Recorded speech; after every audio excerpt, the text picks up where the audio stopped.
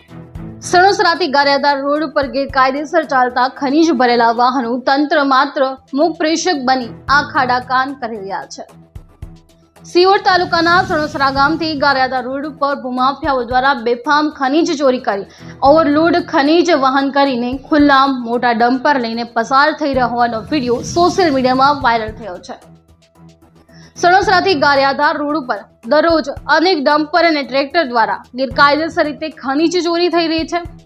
ત્યારે ધોળા દિવસે સણોસરાથી ગારિયાધાર રોડ ઉપર સાંઢીડા ગામ જવાના રોડ પર એક ડમ્પરમાં ઓવરલોડ રેતી ભરીને ખનીજ ચોરી કરતા ડમ્પર નીકળી રહ્યા છે, જેનો વિડીયો હાલ સોશિયલ મીડિયામાં વાયરલ થઈ રહ્યો છે।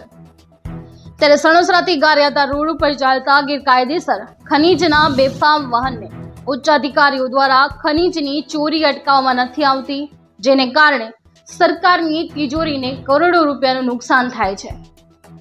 ત્યારે તંત્ર દ્વારા હપ્તા વસૂલી કરીને ખનીજ માફિયાઓને છાવરવામાં આવે છે કે શું, તેવા અનેક સવાલો લોકમુખે ચર્ચાઈ રહ્યા છે। ત્યારે હવે તંત્ર દ્વારા ગેરકાયદેસર રેતી ખનીજનું વહન કરતા ડમ્પર ચાલકો પર કોઈ કાર્યવાહી કરવામાં આવે છે કે નહીં, તે જોવું રહ્યું।